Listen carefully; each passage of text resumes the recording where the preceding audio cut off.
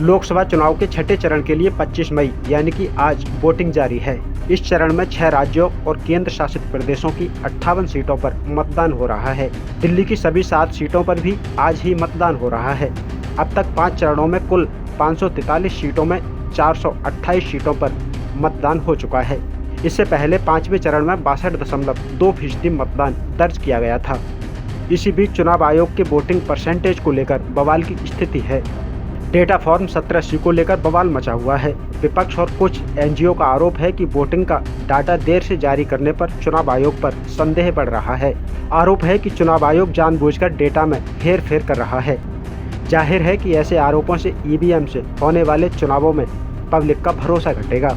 वहीं चुनाव आयोग का कहना है कि चुनाव प्रक्रिया को लेकर संदेह पैदा करने का अभियान चलाया जा रहा है। इस बीच आज यानी कि शुक्रवार को सुप्रीम कोर्ट ने चुनाव आयोग की वेबसाइट पर 48 घंटे के अंदर बूथ वाइज वोटिंग डेटा और फॉर्म 17C डेटा अपलोड करने का निर्देश देने से इनकार कर दिया। लेकिन चुनाव बाद मामले को रेगुलर बेंच के सुपुर्द करने का वादा करके सुप्रीम कोर्ट ने ये जता दिया है कि वह क्लीन चिट नहीं दे रहा है।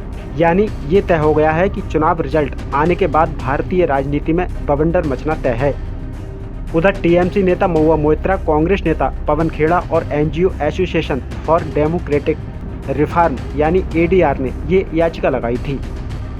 आपको बता दें कि 19 अप्रैल को पहले चरण की वोटिंग वाले दिन शाम 7:55 पर चुनाव आयोग ने बताया कि 102 सीटों पर वोटिंग 60% से ज़्यादा हुई है।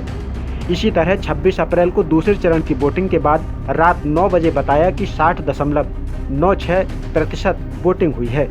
इसके बाद 30 अप्रैल को जब फाइनल डेटा जारी किया जाता है तो पहले और दूसरे चरण की वोटिंग बढ़ी हुई थी।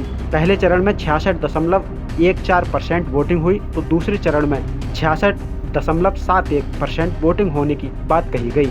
जाहिर है कि इतने दिनों बाद जब वोटिंग परसेंटेज बताया जाएगा वो भी 6% बढ़ाकर, तो लोगों में संदेह को बल तो मिलेगा ही, क्योंकि 6% वोट बढ़ने का मतलब है कि पूरा चुनाव पलट सकता है। वहीं चुनाव आयोग सफाई दे रहा है कि समूचे आंकड़े कंपाइल करने में वक्त लगता है, इसलिए अंतिम आंकड़े जारी करने में कुछ देरी हुई।